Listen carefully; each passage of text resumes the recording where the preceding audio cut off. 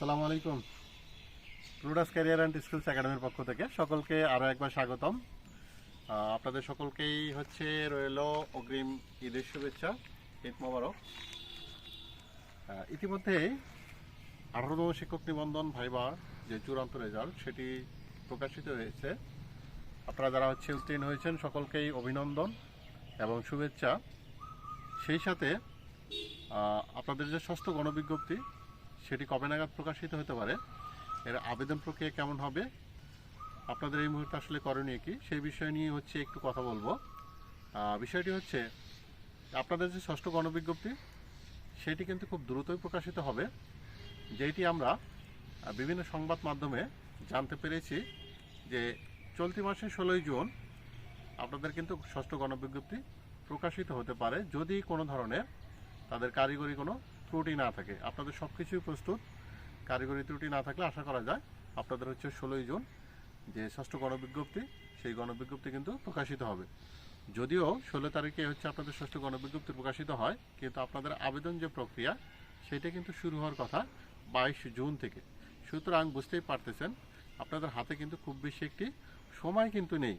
এই অল্প সময়ের মধ্যে আপনারা আসলে কি করতে হবে, আপনাকে ঈদের ছুটি, এর সাথে আছে আপনার আরও নানান ধরনের দৌড়াদৌড়ি।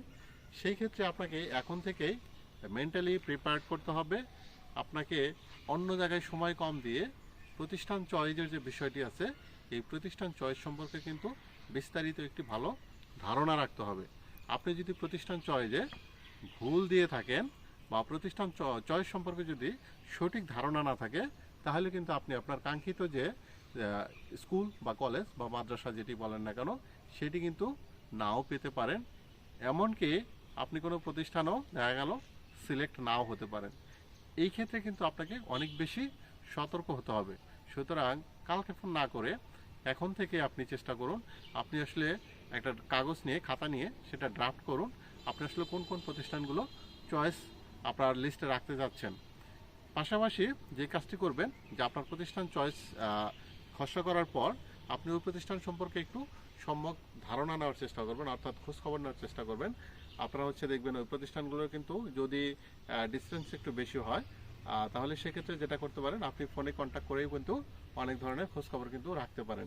এই বিষয়গুলো কিন্তু এখন অনেক বেশি আপনাকে কেয়ারফুল হতে হবে, নচেত কিন্তু আপনার একটি ভুলের কারণে কিন্তু আপনি চূড়ান্তভাবে ভাইবা উত্তীর্ণ হওয়ার পরেও আপনার যে কাঙ্ক্ষিত যে প্রতিষ্ঠান সেটি কিন্তু পেতে ব্যর্থ হবেন।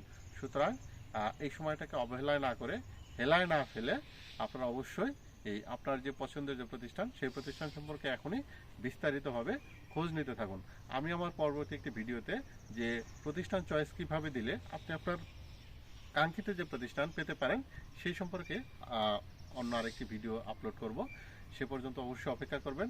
আর যারা উত্তীর্ণ হতে পারেননি তাদের জন্য আমি বলবো যে আপনারা হতাশ হবেন না, হতাশ হওয়ার কিছু নেই।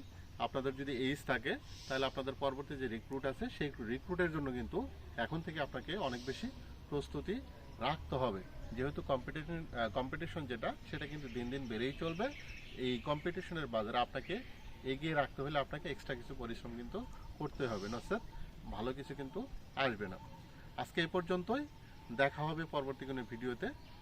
সে পর্যন্ত সকলেই ভালো থাকুন, সুস্থ থাকুন, সবার মঙ্গল কামনা করে এবং ঈদের শুভেচ্ছা জানিয়ে আমি আজকে এখান থেকে বিদায় নিচ্ছি। আল্লাহ হাফেজ।